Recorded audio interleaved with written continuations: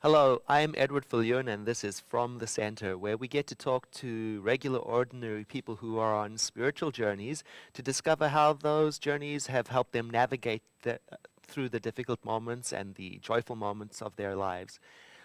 Behind the camera today is Keith Eggel, and you can contact him for your audio-visual needs with the information that is on the bottom of the screen right now.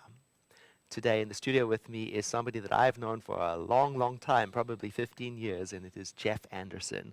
Welcome, Jeff. Thank you, Dr. Edward. About 15 years ago, when you arrived in my world, you arrived in a state of discovery. You were seeking. There was a whole lot going on in your life. There was a whole lot going Yeah, on. what was going on in your life? Well, it was not the best time in my life. I had just gone through a lot of loss. I had experienced a serious physical injury, breaking my back. As a result of that, I had lost a lot. Lost my career, lost my health, lost my marriage, my home. I didn't exactly show up on the doorstep of this place at the end of a winning streak. Yeah. So yeah, there was a lot going on at that time, and I knew that there had to be something else. Would you say your life was in chaos? I would say that would be a gross understatement. Yeah. And the effect of being in the midst of so much loss and so much chaos, what was your inner world like? It was tumultuous, and I was in pain on a lot of levels. I was grieving. I was questioning everything, um, certainly myself and God, questioning really life itself at that point, my purpose, if I had a purpose, all of that. And feeling maybe, I can imagine when I've been in chaos, feeling some disappointment in myself. Oh, absolutely. I had failed at life on a lot of levels by all appearances at that point. And was it getting better or worse? It wasn't getting better.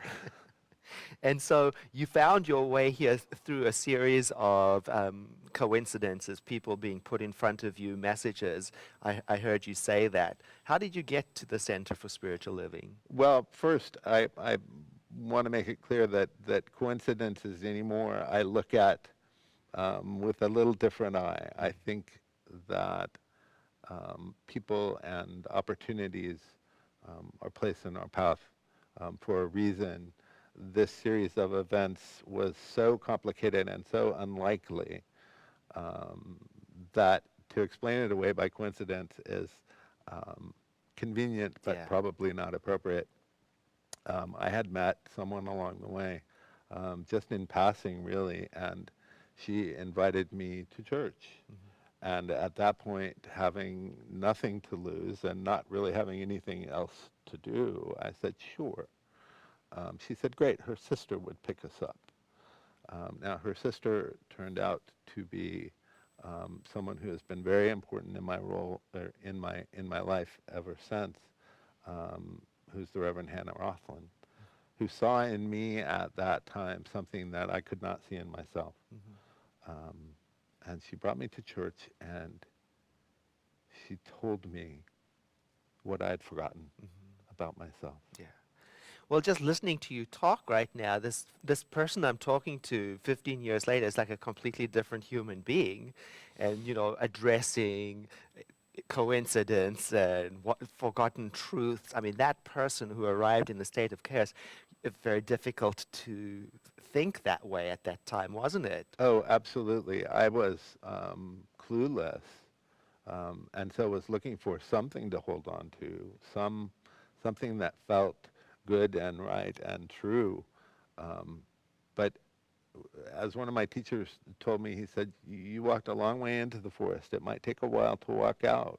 And it did take some time after I arrived at this place to begin to sort out my life and begin to reconstruct it in a way that was more in alignment with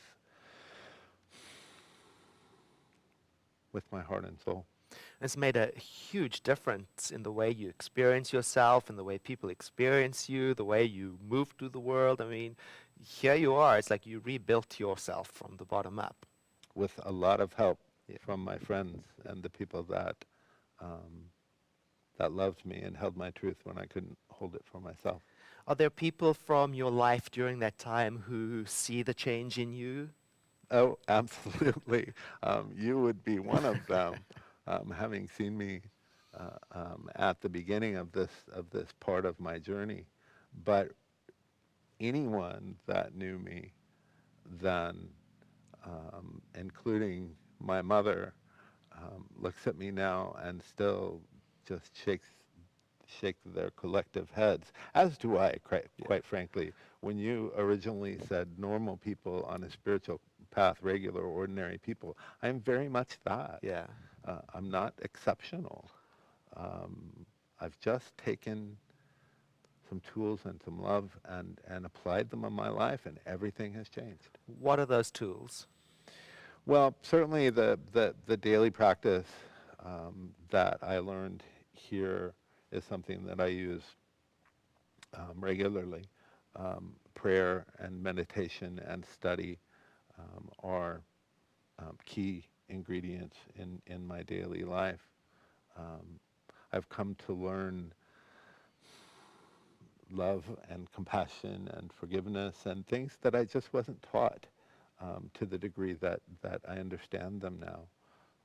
It allows me to move through the world in a very different way and to hold myself and other people differently than I ever did before. And I've been talking with other people on other episodes that have rebuilt themselves as well, and almost all of them say, and still things happen in life. Oh, absolutely. I am, despite appearances far from immaculate, um, there is still challenge that presents itself on a regular basis.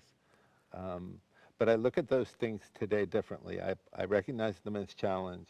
I've changed my vocabulary. I have very few problems anymore. I have challenges that are opportunities. Um, but it's not that life doesn't happen. Yeah. It does. Um, Well, you just have to turn on the news to see the world is filled up with opportunities. I mean, absolutely. really devastating changes that are happening in our world right now.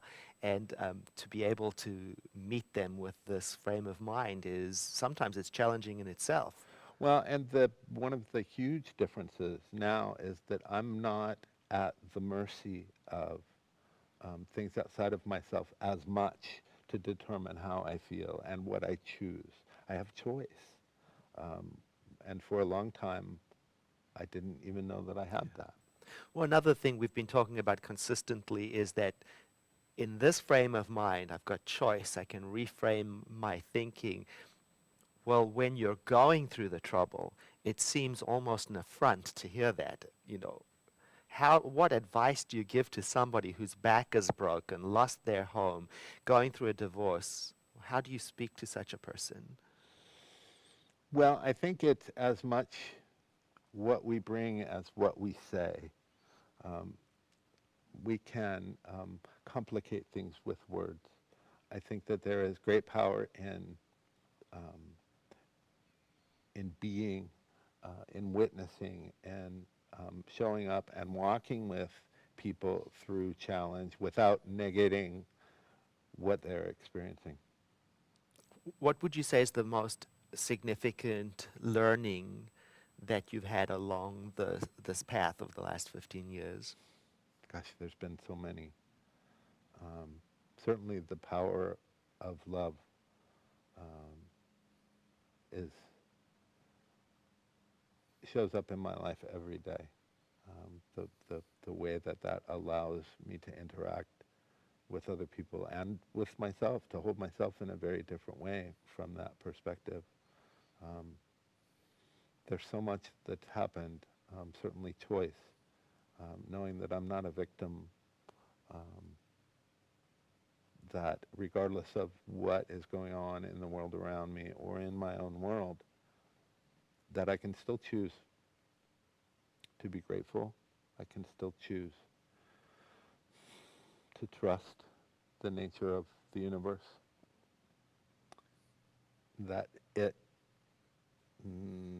it knows how to do what it does, whether I can see it or not.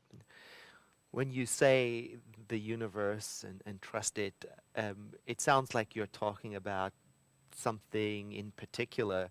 It sounds like the higher power idea. What do you mean exactly when you say the universe? Well, we can call God whatever we want to call God.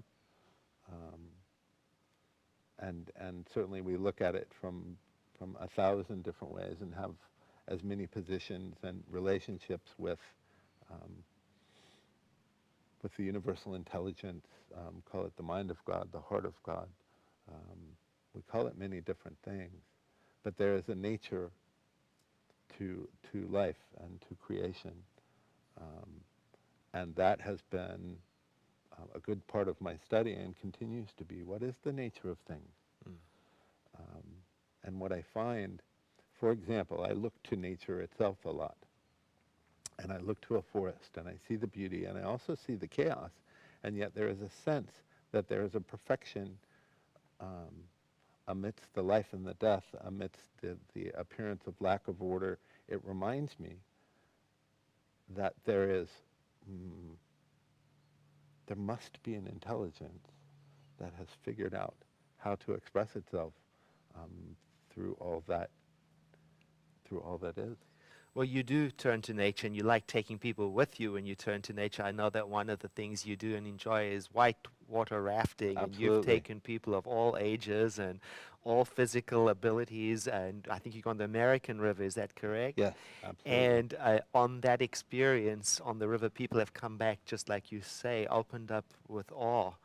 And why do you do this? Why do you take people out into the fast-moving waters of the river? Well, there's a lot of reasons. One is that I think it behooves us to do spiritual community outside of the walls of church. Um, we get to have a different experience of each other that way in the real world. The other is the river has become such a teacher and such a metaphor for me personally. The river is brilliant in its design. It always finds its way. Barriers and obstacles are navigated with grace and with ease. The river doesn't get neurotic and have to go to the river shrink in the morning because something has fallen into it. It just finds its way. And it's drawn. It's drawn towards, ultimately towards its source. It begins at source. It returns to source. And what's different about your trips is that it's not just a sport adventure trip, although it can be that, but you have spiritual practice every day while you're out on the trip as well. Absolutely. And we look to make more of the experience than just floating down the river.